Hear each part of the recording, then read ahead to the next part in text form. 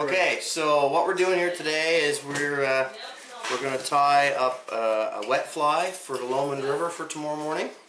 And the water conditions are high, which means there's a lot of fast running water. And when that happens, you need bigger hooks. Okay, I don't know if you can see that, but that's a fairly big size hook compared to something like this. These are much smaller hooks. This is for normal low water fishing. Okay, so this is a size 6, and I'm going to add it to the vise. Good point on it, and I'm going to start my thread. So what we're going to do here is we're going to build a fly from scratch. So we're going to start with our thread. Now this what I'm tying here is going to be it has a pattern name. Some flies have a name like Blue Charm or a Thunder and Lightning or a Green Highlander. All these flies are a specific recipe, which means certain materials go for each pattern. So this pattern that I'm tying is a pattern I learned last year from a fly tyer who passed away in 1994.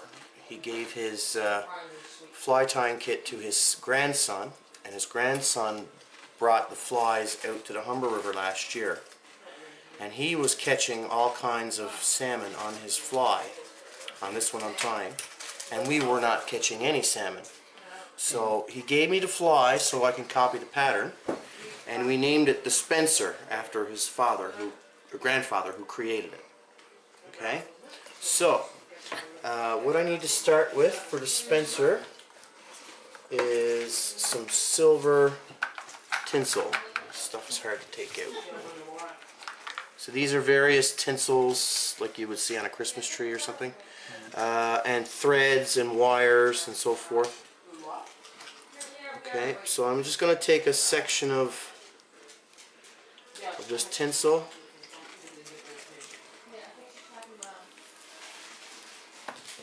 and I'm going to tie it into the bottom of the hook.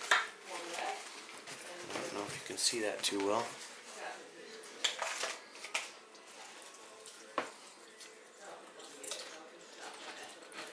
Okay, so I've attached it, and now I'm going to wrap it. So this is called the butt of the fly. So I'm going to put a nice silver butt on the end of the fly. Why do you prefer silver? Well, this is what this pattern calls for. Other patterns, like a Blue Charm, calls for like a red butt or a green butt. This one requires a silver butt. There's actually a few materials. This is a complicated pattern actually. So now I've got my silver butt on. So the next thing I want to do is I want to add in some extra red. It's supposed to have a red section after the silver butt. So we got silver butt, and then we got a red section. And after the red section is on, we're going to start adding some of the feather material.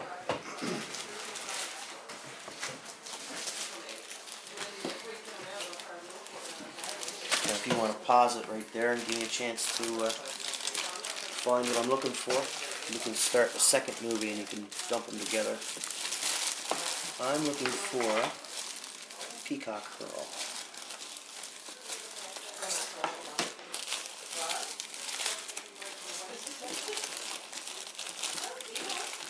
Right in the bottom. There it is. Okay, so this is peacock curl. It's a nice, very thin green feather.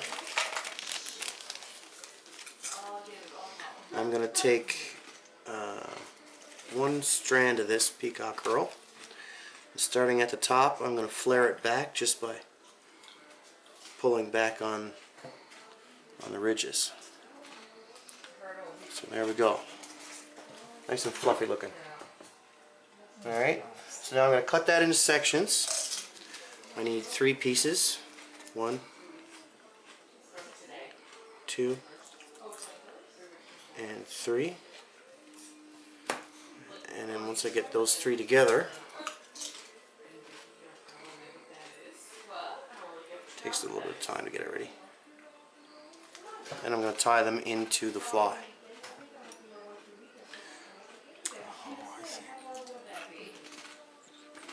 Right.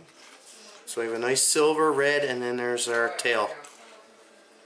I'm going to trim the top. And then we're going to come back right about there. And there's our tail. So the next step, we want to add in some light blue thread. This is called floss. Not the same stuff that you do your teeth with, but similar. And it's 4 strands, so I'll show you how it looks.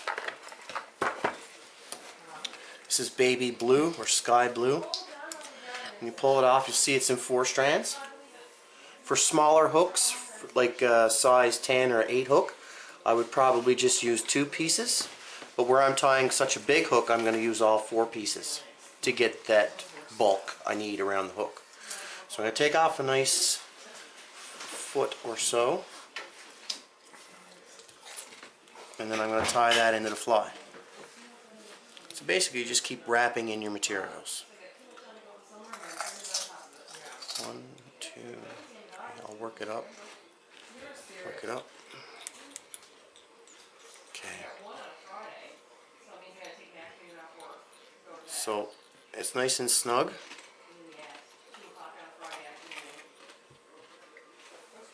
I'm going to bring my thread up to the top. Now I'm going to start wrapping.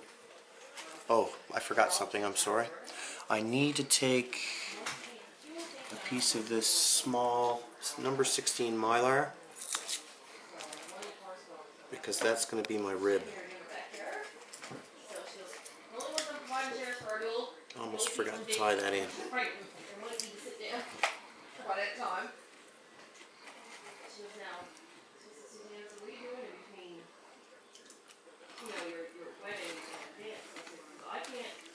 So this is going to be the rib of my fly. Come back down. Tie it in so it's into my fly, and I'll just let it hang below. Now this is a little clip I use. Hackle pliers they're called, and that'll keep it down and out of the way of the rest of the materials that I'm tying. Okay, so now we're going to start adding our blue floss. We're going to go up, we're going to come down, we're going to go up, we're going to come down. The idea is to get a consistent wrap from front to back.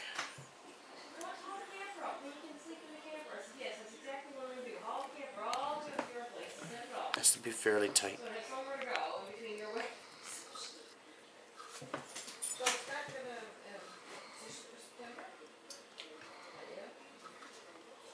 Now I'm going to keep coming back.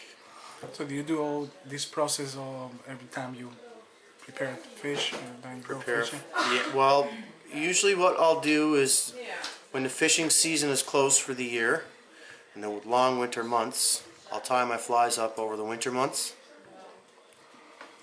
and then I'll tie everything I need for the upcoming year.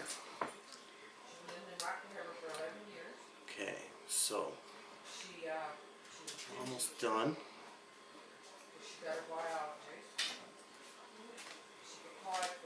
With the floss, just enough. Right up to the top. And now I'm going to just tie it in 2, 3, 6, 7, 8. That'll keep that one in place. Trim the excess. So now I'm ready for the next step. The next piece of material is going to be peacock curl again, but instead of using it like a tail, I'm actually going to wrap the peacock curl around the body. So I'm going to come back down to the halfway point of the blue floss, which is about right there. Okay, and then I'm going to take 3 strands of peacock curl, and I'm going to pull back on all three at once, so I get a nice fluffed out section here to work with. Alright, this is going to be the second half of my fly body. So all I have to do is find that mid section and just tie it in. Just like that. Okay. So now that I've got my peacock herl attached, I'm going to wrap it as if it were floss in 3 sections. I'm going to take all 3 of them. 1, 2, 3, 4, 5, 6, 7, 8, 9. Oh, that happens a lot, actually. Sometimes I'll do so many wraps, and then on big flies like this, I'll run out and that'll happen. So I'll have to add another 3 sections to get all the way up. I don't have enough. Okay, so I got that far with it. So I'll just come back a little ways here. Secure that section in. Okay, so once that section is secured in, I'll just add another 3 sections to continue up. It'll be kind of, you won't notice it. Okay, trim off that. So I need 3 more quick ones. 1, 2, 3. That one's no good.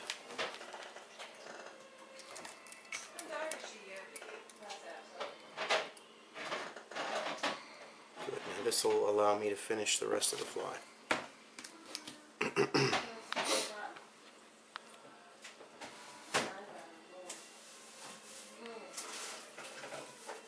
So I'll basically just continue where I left off. Seamless.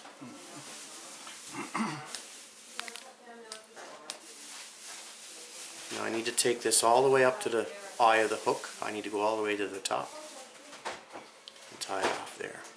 One, last one. Not good. 2 will work. 1, 2. Alright, so here we go. I've got the second half of my fly body tied in. Now I'm going to come back to where I had this silver mylar. And this is going to be the rib of my fly. It's basically going to be wrapped around the whole fly. Okay, so I'm actually going to do it in an opposite direction. Backwards.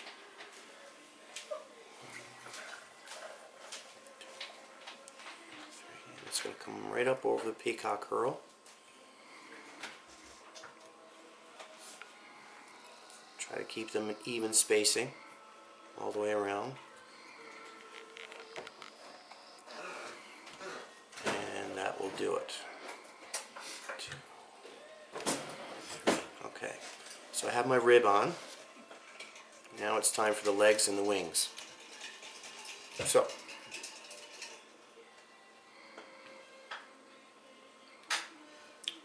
at this point I want to do the legs, which come down on the bottom part of the fly. So I'm actually going to tip it upside down, and I'm going to take my peacock herl, 2 more sections of that. I'm not gonna pull back on them this time. I'm just going to cut them as they are. Some guys actually tie knots, like an overhand knot in these little peacock herls, and then they'll tie them in for legs, and it makes it look like they have knees or elbows or whatever on their legs. Okay, so I just need about 4 or 6 sections of this because it's a big fly. So I've got 2 pieces, so I'm going to need 3 cuts. So there's 1, 2, 3. Alright, so I want to line them up this way. Tie them right in all together. 1, 2, 3, 4, 5. Now I'm going to make sure that they stick out, so I'm going to lift and a couple of wraps on the back end. That'll keep them up. And then when I come around the other side again, just to tighten them out, they'll sit just the way I want them. Now I need to trim on an angle. If I can get them all together. Right at the barb of the hook. Just like that. Getting there.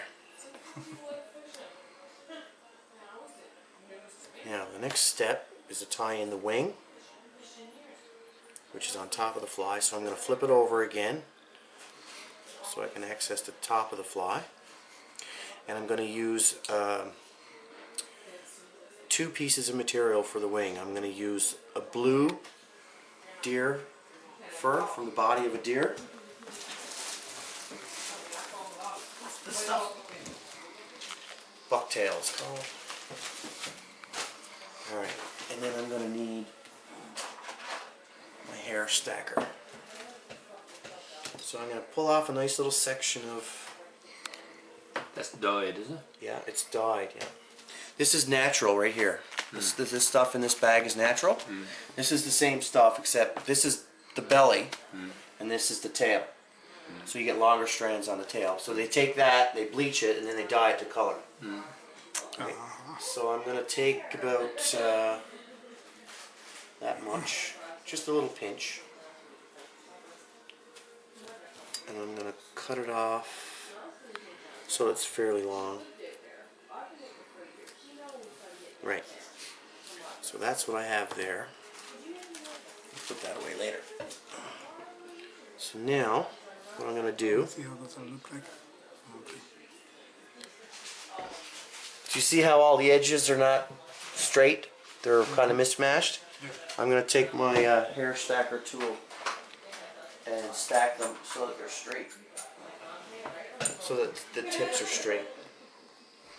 So all I got to do there, take a little bit more off.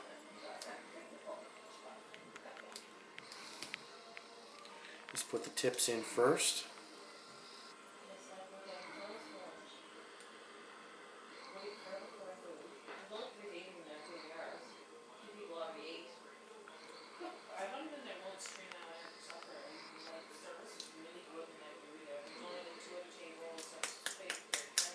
And tap them so that they all fall to the edge.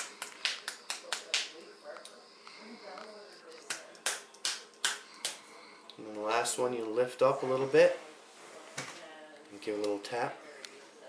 Tip it sideways. Pull it out. And now all my wing tips are even. See how they're evened out now?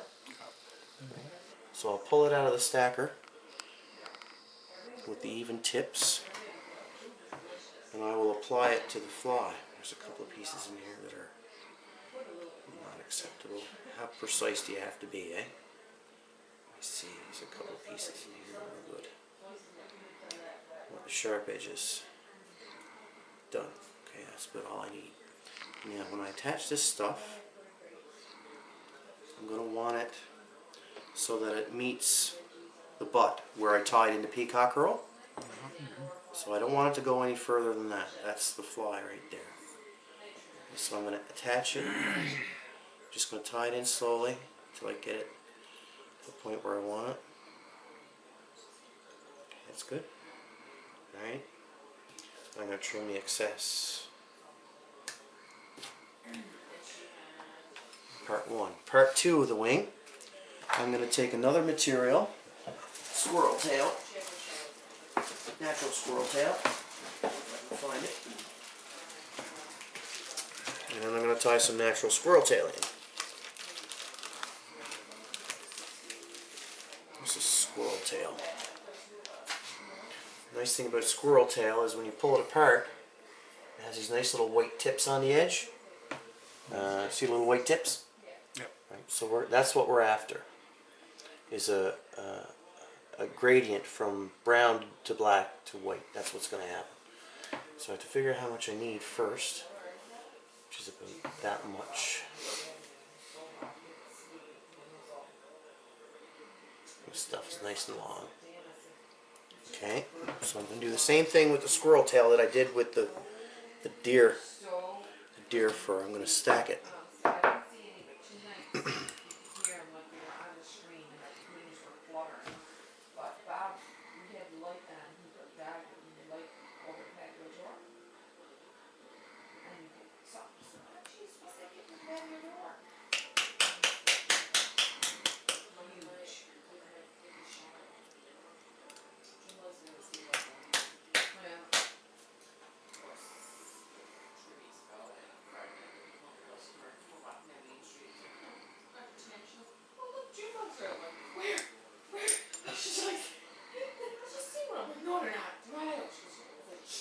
So now my squirrel tail is going to overlap the blue. Okay, just a little bit.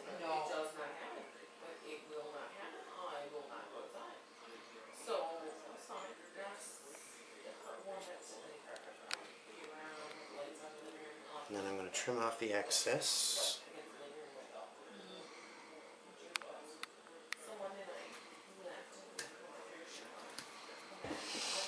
And then I'm going to go behind both the blue and the squirrel to give it some lift off the fly. And I'm going to wrap tight with the red thread to build up the head of my fly.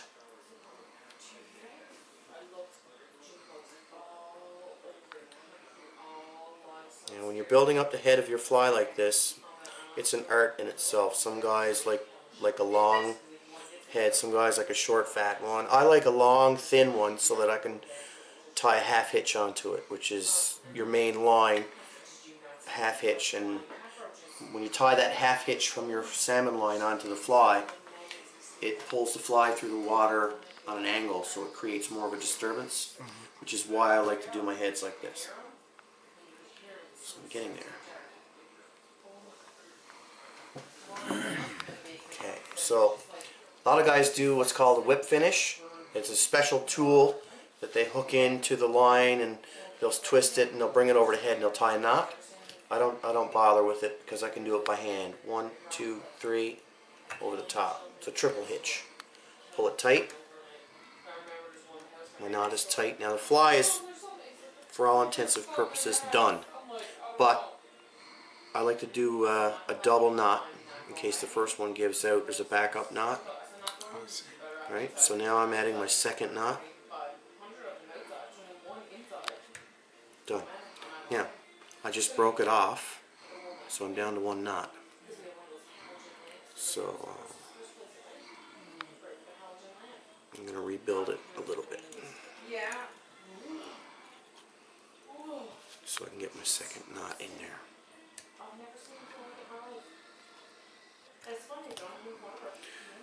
No big deal.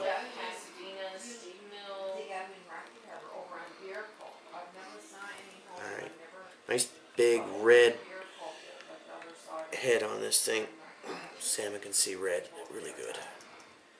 Alright, so that's my double knot. And the last thing I'm going to do is I'm going to add a glue to secure everything in place at the head of the fly. I could have tied this fly using black thread and then used a red. Look what happened. My yellow gave out. That's not good. Use a red glue, but I'm going to use a clear glue. Why did that must have broke open.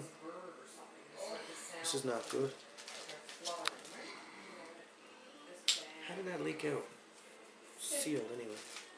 Okay, so I'm going to have to clean that up. In the meantime, this out of the way. This is my head cement. It's clear. Basically a very diluted glue. So I'm going to apply it in with the applicator.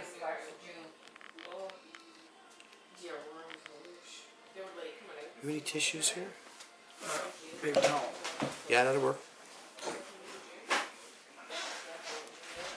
So I'm going to, thank you. I'm going to add a little bit to the actual deer wing. That'll keep the deer wing from falling off.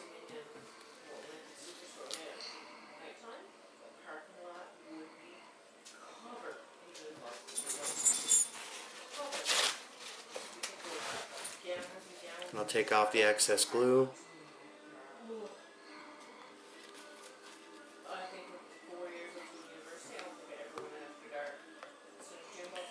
And then we just have to let it dry. I think I've seen that fly before. It's a Spencer. It's called a Spencer. I may have shown it to you. You might have, yeah. It's a pretty fly, isn't it? Yeah, it's really fun. So here we have I'm sure salmon will be attracted to that one. our Spencer. After so much work, you deserve a big salmon for that bird. Beautiful. So that one you can try tomorrow. Thank you. Put it in your hat and let it dry. So that was That was a Spencer pattern. Yeah, and I'm gonna tie another one. done just by like Dr. Don Fazeri. Thanks for joining me on the show today.